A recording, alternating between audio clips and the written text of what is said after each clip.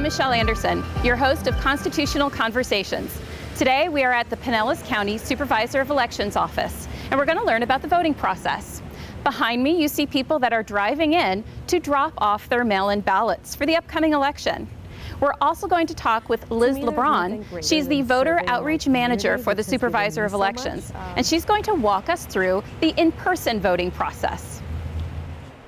Eligible voters in Florida must be 18, U.S. citizens, and a resident of the county in which they wish to vote, in this case, Pinellas County.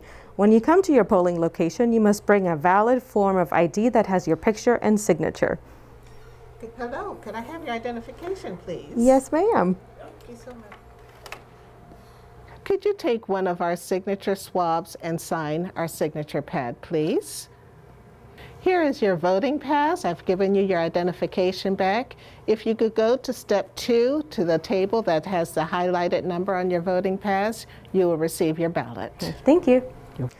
In step 2, one of our poll workers will determine which precinct you belong in and give you the ballot for that precinct. Hello. I see that you will get ballot style 4. All right. We have a 2-page ballot.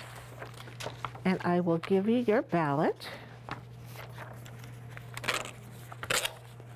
Okay, could you please confirm that the precinct style highlighted on your voting pass is the same style that's on your ballot? That's correct. And could you also confirm that you have 2 pages, page 1 and page 2? Yes. All right, very good. I will keep your voting pass. Here is your ballot. Here is a pen. And if you go over to step 3 to mark your ballot. Right, thank you. You're welcome. Voters have the right to mark their ballot in secret.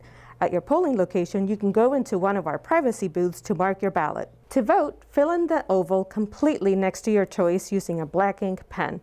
If you make a mistake, that's okay.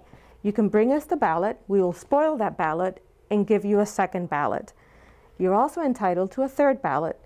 We will spoil the second one, but the third one is the only one allowed by law. You're only allowed up to 3 ballots.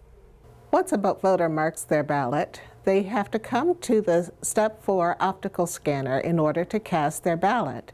The machine manager will assist the voter in getting their ballot into the machine properly. Hello, you have a 2-card ballot. In order for the machine to accept your ballot, please put 1 page in at a time. Well, wait for the welcome screen, and then you can insert your second card. Thank you. Liz, thank you for walking us through the voting process. That was a lot of fun. Oh, you're welcome. Thank you for being here. Oh, it's very important, and we want to make sure that our students that are going to be first-time voters this year really understand the process before they show up at the polls. You know, we were wondering, what are some of the most common problems that happen at the polling location that our students might encounter, and how could they avoid them? Sure. So the most common problems are, 1, identification. So we do have a requirement that voters bring a photo and signature ID to the polls. So make sure you bring that with you on election day. And the second most common problem is being at the wrong polling location.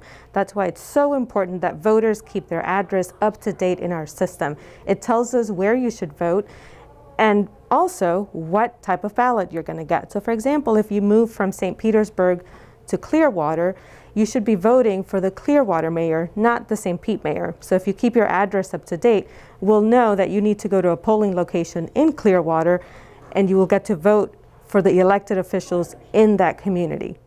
As you were going through the voting process, you showed us that sometimes people do make errors on their ballot, but that they can get a new ballot. So if they end up being at the privacy booth and they have a question or they have a concern, where do they go for help? Absolutely. So every polling location has a clerk, and that clerk is trained to help voters with all sorts of issues, whether it's needing a second ballot or any other problem they might encounter on election day. Thank you so much for working with us and for showing our students the voting process. No, thank you.